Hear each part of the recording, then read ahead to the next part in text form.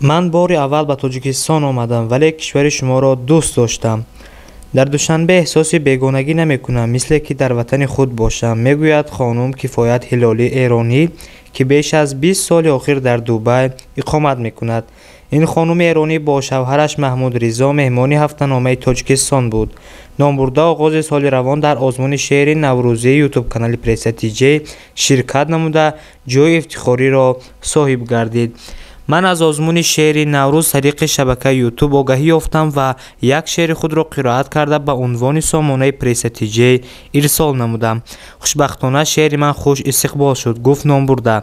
ضمن تشریف خانم کفایت هلالی به اداره هفته‌نامه تاجیکستان به او دیپلم و نشان آزمون شعر نوروز و سپاسنامه هفته‌نامه تاجیکستان سپارده شد.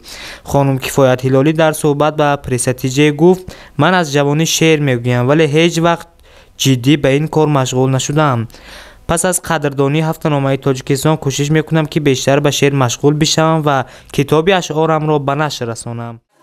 به خودم هم خرسند هم مفتخر هستم که در خدمت شما هستم و این تحفه قشنگو که از کشور زیبای شما از تاجیکستان و این فرصت برای من پیش اومد که بتونم شرکت کنم توی این شعر و ادب تاجیکستان. حالا انشاءالله که فرصت های دیگه هم پیش بیاد و ما در خدمت شما باشیم. مرسی از محمد. خانم کفایت خوش آمدید به تاجیکستان و من شما بار دیگر تبریک میکنم با گرفتن دیپلم و جایزه غالب آزمون هفته‌نامه تاجیکستان و میخواستم احساستون بفهمم از گرفتن این جایزه. خواهش میکنم. ضمن تشکر و قدردانی از مهمان نوازی و عشقی که وجود داره در تمام احساسات مردم تاجیکستان، من خیلی خوشحالم که تونستم بخشی از این شعر و ادب و فرهنگ در واقع ایران که به صورت پیوسته با فرهنگ تاجیکستان در واقع لینک متصل هستش و تونستم یه جورایی هماهنگ باشم و این شعر رو خیلی فل بداهه بود، ولی وقتی که این جایزه ها رو گرفتم و این تحفه رو گرفتم احساس میکنم که باید خیلی عمیق‌تر و با عشق‌تر که توش صفا و مهر واقعی این داستان، این ادبیات، این فرهنگ باشه رو در آینده بیشتر اجرا کنیم و خیلی خوشحالم که تونستم یک قسمتی از فرهنگ تاجیکستان رو حس کنم، لمسش کنم و باهاش ارتباط قوی برقرار کنم. در واقع ممنونم، خیلی حس خوبیه و تشکر میکنم از مهمون نوازیتون، از صفاتون، محبتتون. ممنونم. سلام باشید. درباره خود بگویید کمی با تماشابینای مبارک. خواهش میکنم. خب من اصل ایرانی تبار هستم و حدوداً 21-22 ساله که در دبی زندگی میکنم. علاقه من به شعر و نوشتن هستم. در واقع شعر می‌نویسم ولی هیچ وقت به صورت حرفه‌ای دنبالش نکردم، یعنی شعرهای زیادی دارم و بناست که در آینده بتونم، یعنی بعد از این تحفه به این فکر افتادم که حتما اینها رو در قالب یک کتاب بیارم و بتونم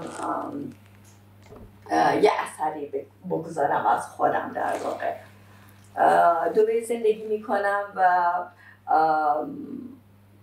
ارتباطی که هستش با مردم تاجیک از طریق آقای شریف بودن که صاحب مجله هستن و ما با هم رابطه یعنی دورادور داریم با هم دیگه و این فرصت رو برای ما ایجاد کرد که بتونیم توی فرهنگ شما یه جوری سهیم باشیم. سلام باشید. چند روز از در تاجیکستان هستی؟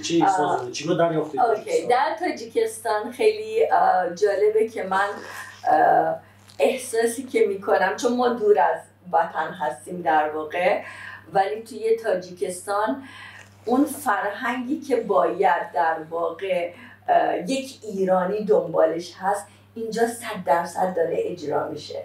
تمام بوی خیابونهاش، بوی تمام در و دیواراش بوی از تاج فرهنگ ایرانی داره و این منو خیلی خوشحال کرده و من با افتخار و با غرور میگم که خوشحالم که یک کشور دیگه‌ای غیر از ایران فرهنگ و تمدن ما رو اینقدر داره قشنگ نشون میده و اینقدر داره جلوه میکنه.